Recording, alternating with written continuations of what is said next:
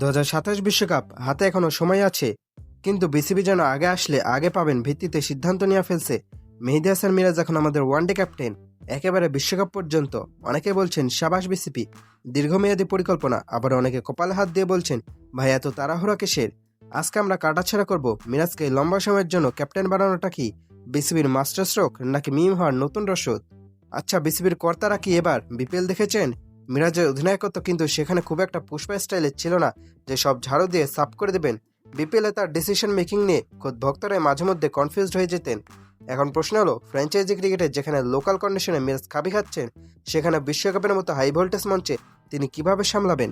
বিসিবির উচিত ছিল বিপিএল পারফরমেন্সটা অন্তত একবার রিভিউ করা, কিন্তু আমাদের বোর্ড তো আবার নদীর ওপারে কহে ছাড়িয়া নিঃশ্বাস টাইপ, যা আছে কপালে মিরাজই সামলাবে হাল, এমনটাই কি ভাবনা? এবার আসে আসল চিন্তার জায়গায়, আমাদের স্পিন বোলিং। ওয়ানডেতে স্পিনাররা হলো মাঝের ওভারের উইকেট টেকার, কিন্তু মিরাজ দেশের মাটিতে যিনি বাঘ, কিন্তু বিদেশের মাটিতে তথ্যপাত্র বলছে বিদেশের পাটা উইকেটে মিরাজের ইম্প্যাক্ট অনেকটাই মেঘনা চাইতে বৃষ্টির মতো, মাঝে মধ্যে হয়, বেশিরভাগ সময়ই হয় না। সবচেয়ে বড় ভয়টা কোথায় জানেন? মিরাজ যখন ক্যাপ্টেন তখন তিনি দলের অটো চয়েস, মানে ফর্ম থাকুক আর না থাকুক তিনি খেলবেনই। এখন বিশ্বকাপে যদি কন্ডিশন এমন হয় যে আমাদের এক্সট্রা রেসিস স্পিনার দরকার, তখন মিরাজকে কি বসানো যাবে? উত্তর হলো না, ক্যাপ্টেন বলে কথা। ফলে একজন স্পিনার স্লট কিন্তু লক হয়ে গেল। এটা কি দলের ভারসাম্য নষ্ট করবে না?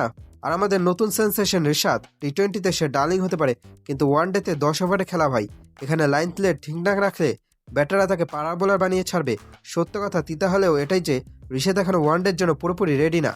এখন ভাবুন, মিরাজ দেশের বাইরে উইকেট পাচ্ছেন না আর রিশাদ রান বিলিয়ে দিচ্ছেন, তখন আমাদের ব্যাকআপ অপশন কি? মিরাজ যেহেতু ক্যাপ্টেন, তাকে তো ড্রপ দেওয়া সম্ভব না।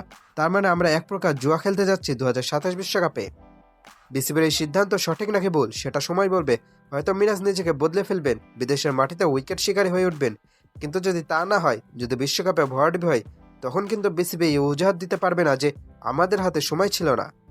সময় আপনাদের ছিল, আপনারা সেটা মিরাজের হাতে তুলে দিয়েছেন। এখন দেখার বিষয় মিরাজ এই আস্থার প্রতিদান দেন নাকি দক্ষিণ আফ্রিকার মাটিতে বাংলাদেশের ওয়ানডে ভাগ্য ঝুলে থাকে ভাগ্যের ওপর।